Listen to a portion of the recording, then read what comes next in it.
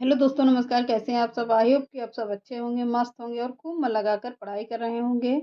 तो चलिए, आपकी एक नौकरी आप लोगों के हाथ में होनी चाहिए, इसी आशा के साथ हम लोग प्रैक्टिस करते हैं। अच्छे से अच्छा प्रश्न देने की कोशिश करते हैं। जहाँ ना समझ में आए वहाँ पूछ लीजिएगा कि कहाँ पर कौन-सा ऑप्शन गलत है या क्या है। जो भी समझ में ना आए ए टू जेड उसको पूछ सकते हैं आप लोग। तो आज के सेशन का पहला प्रश्न देखते हैं। आज का भी सेशन बहुत ही इम्पोर्टेंट है। वन लाइनर के तरीके इसको नोट भी कर लेना। जहाँ पे नहीं समझ में आएगा उसको हम लोग क्या करेंगे, इसका प्रूफ भी देंगे। यहाँ पर पूरा प्रूफ सहित हमने पूरे प्रैक्टिस सेट लिया हुआ है। तो चलिए आज के सेशन को चालू करते हैं। पहला प्रश्न देखिए, आचार्य रामचंद्र शुक्ल द्वारा रचित हिंदी साहित्य का इतिहास का प्रकाशन वर्ष पूछ रहा है कि आचार्य रामचंद्र शुक्ल के द्वारा रचित हिंदी साहित्य का इतिहास का प्रकाशन वर्ष क्या है। 1917, 1918, 1919 या 1929 में है। तो क्या कह रहा है, आचार्य रामचंद्र शुक्ल ने हिंदी साहित्य का इतिहास कब दिया था? 1929 में दिया था। कब? 1929 में दिया था। थर्ड फोर्थ ऑप्शन बिल्कुल सही है। ये यूजीसी नेट के पेपर हैं बिल्कुल, और केबीएस में भी पूछा गया है। कई पेपरों में यह प्रश्न पूछा गया है। तो चलिए आगे का प्रश्न देखते हैं। अमीर खुसरो का पूरा नाम क्या है? अमीर खुसरो का पूरा नाम पूछ रहा है कि अमीर खुसरो का पूरा नाम क्या होगा। अब्दुल रईस खुसरो होगा, अब्दुल खारिज खुसरो है, अब्दुल फजल खुसरो है, अब्दुल हसन या यमुनुद्दीन खुसरो है। तो क्या होगा, अमीर खुसरो का पूरा नाम क्या था? अमीर हसन यमुनुद्दीन खुसरो। फोर्थ ऑप्शन बिल्कुल सही है। आगे बढ़ते हैं। हिंदी भाषा का उद्गम और विकास के लेखक हैं डॉक्टर नागेंद्र रामचंद्र शुक्ल, हजारी प्रसाद द्विवेदी या डॉक्टर उदय नारायण तिवारी। तो कह रहा है कि हिंदी भाषा का उद्गम और विकास के लेखक कौन होंगे? डॉक्टर उदय नारायण तिवारी हैं। कौन? डॉक्टर नारायण तिवारी होंगे। अगला प्रश्न देखते हैं। हिंदी साहित्य के इतिहास लेखन में काल विभाजन और नामकरण का प्रथम प्रयास करने वाले हैं कौन है? पूछ रहा है। डॉक्टर ग्रियर्सन है, दिख रहा होगा, डॉक्टर ग्रियर्सन, या आचार्य रामचंद्र शुक्ल हैं, या आचार्य हजारी प्रसाद द्विवेदी हैं, या डॉक्टर गणपति चंद्र शुक्ल हैं। तो हिंदी साहित्य के इतिहास लेखन में काल विभाजन और नामकरण का प्रथम प्रयास करने वाले कौन होंगे? Doctor Grierson. पहला ही ऑप्शन बिल्कुल सही है। आगे देख, अगला है, हिंदी नवरत्न का रचना काल है क्या है? 1910 में। कब हुआ था? 1910 में हुआ था। आगे देख लेते हैं। अगला प्रश्न वेरी इंपॉर्टेंट है आप लोगों की दृष्टि में, इसको देख लीजिएगा। यहाँ से प्रश्न आप लोगों को देखने को मिल सकते हैं। कौन मिश्र बंधुओं में नहीं है? गणेश बिहारी है, श्याम बिहारी है, कृष्ण बिहारी हैं या सुखदेव बिहारी हैं। तो मिश्र बंधुओं के कौन होंगे? गणेश बिहारी मिश्र, श्याम बिहारी मिश्र, सुखदेव बिहारी मिश्र। पर कृष्ण बिहारी मिश्र मिश्र बंधुओं के अंतर्गत नहीं आते हैं। अगला प्रश्न देखते हैं। इम्पोर्टेंट प्रश्न है। अगला है, आधुनिक काल को गद्य काल नाम किसने दिया था? तो आधुनिक काल को गद्य काल नाम किसने दिया था? आचार्य हजारी रामचंद्र शुक्ल ने, आचार्य हजारी प्रसाद द्विवेदी ने, डॉक्टर राम कुमार वर्मा ने, या डॉक्टर गणपति चंद्र गुप्त ने। तो कह रहा है आधुनिक काल को गद्य काल नाम किसने दिया था? आचार्य रामचंद्र शुक्ल ने दिया था। पहला ही ऑप्शन बिल्कुल सही है। आगे देखते हैं। आचार्य रामचंद्र शुक्ल ने शब्द सागर में लिखित किस शीर्षक लेख को परिवर्तित तथा परिमार्जित कर हिंदी साहित्य का इतिहास लिखा है? तो हिंदी साहित्य की भूमिका, हिंदी साहित्य का इतिहास, हिंदी साहित्य का विवेचन, हिंदी साहित्य का विकास। तो कह रहा है आचार्य रामचंद्र शुक्ल ने शब्द सागर में लिखित किस शीर्षक लेख को परिवर्तित कर परिमार्जित कर हिंदी साहित्य का इतिहास लिखा है? तो हिंदी साहित्य का विकास, यानी कि फोर्थ ऑप्शन बिल्कुल सही है। आगे देखते हैं। पुरानी हिंदी पुस्तक के लेखक कौन हैं? चंद्रधर शर्मा गुलेरी, राम कुमार वर्मा, धीरेन्द्र वर्मा, लक्ष्मी सागर वार्ष्णेय। तो कह रहा पुरानी हिंदी के शब्द सागर साहित्य के उत्तर मध्यकाल को कला काल के नाम से नाम देने वाले विद्वान कौन होंगे? रमा शंकर शुक्ल रसाल जी हैं।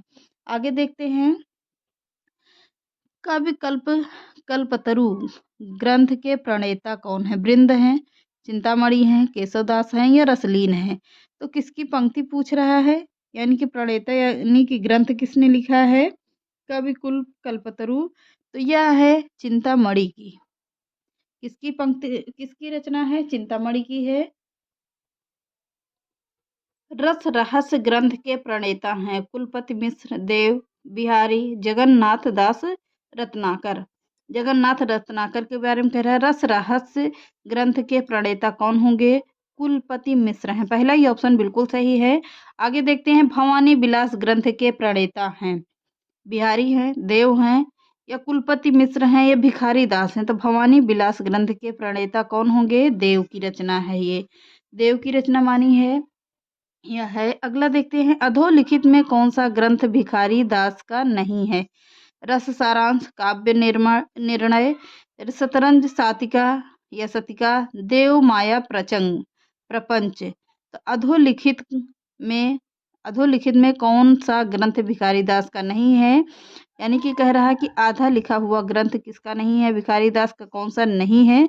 बाकी पूरे लिखे होंगे, एक नहीं लिखा है, तो वह कौन सा है? रस सारांश है, काव्य निर्णय, शतरंज सतिका, देव माया प्रपंच। तो कौन सा नहीं है? तो देव माया प्रपंच यह नहीं है, बाकी पूरे आधे लिखे हुए ग्रंथ हैं। अगला है, भिखारी दास के आश्रयदाता का नाम है, किसका है? सॉरी, राम सिंह, हिंदूपति सिंह या होंगे शिव सिंह, शिवाजी या शाहजी भोसले। तो भिखारी दास के आश्रयदाता का नाम क्या था? हिंदूपति सिंह। सेकंड ऑप्शन बिल्कुल सही है।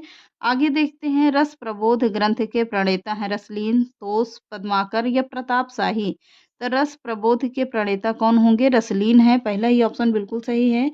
अगला है, जगद्दी नोद मानंद दास की है, तो किसकी है पूछ रहा है? यह कह रहा है, मोर मन गिरधर छवि पे अटक्यो पंक्ति किसकी होगी? परमानंद दास की है। फोर्थ ऑप्शन बिल्कुल सही है। आगे देखते हैं, संतन को कहाँ सीकरी सो काम पंक्ति है किसकी? कुंभन दास, सूरदास, नाभादास या के सेवक दास। तो संतन को कहाँ सीकरी सो काम पंक्ति किसकी है? कुंभन दास की पंक्ति है। आगे देखते हैं, केसो कहीं ना जाए के कहिए, बहुत ही वेरी इंपॉर्टेंट पंक्ति है, पर है किसकी? अग्रदास, तुलसीदास, रामानंद या सूरदास। तो केसो कहीं ना जाए के कहिए यह पंक्ति किसकी है? तुलसीदास की पंक्ति है। अगला देखते हैं, जिन तुम जानो गीत है यह निज ब्रह्म विचार पंक्ति है। जिन तुम जानो गीत है यह निज ब्रह्म विचार, यानी कह रहा है कि यह ना मत समझो कि यह गीत है, यह है क्या? यह एक विचार है। किसका? यह ब्रह्मा जी का विचार है। यह पंक्ति किसकी है? जम्भदास, कबीरदास, नानक देव की है या रैदास की है? तो जिन तुम जानो गीत है यह निज ब्रह्म विचार, तो यह कबीरदास की वाणी है, यानी कि पंक्ति है। अगला है, माधो हम परिणाम निराशा पंक्ति है किसका? माधो हम परिणाम निराशा है सुंदरदास का है, आधा कट गया है, सुंदरदास है। सुंदरदास, विद्यापति, केशवदास या रसखान। तो किसकी है? माधो हम न परिणाम निराशा, यहाँ विद्यापति की पंक्ति है। अगला देखते हैं, कहे बिनु रहे न परत, कहे राम रस न परत पंक्ति। कहे बिनु रहे न परत, कहे राम रस न परत, यह पंक्ति पूछ रहा है कि किसकी पंक्ति है? रामानंद, तुलसीदास, नाभादास या रहीमदास। तो किसकी पंक्ति है? तुलसीदास की पंक्ति है। अगला है, मन रे परसि हरि के चरण, मन रे परसि हरि के चरण पंक्ति किसकी है? मीराबाई, तुलसीदास, नाभादास या रहीमदास। तो मीराबाई की पंक्ति है। अगला देखते हैं, छार उठाई लीन एक मुट्ठी दीन उड़ाई, फिर थमी झूठी पंक्ति है। कह रहा जैसी कि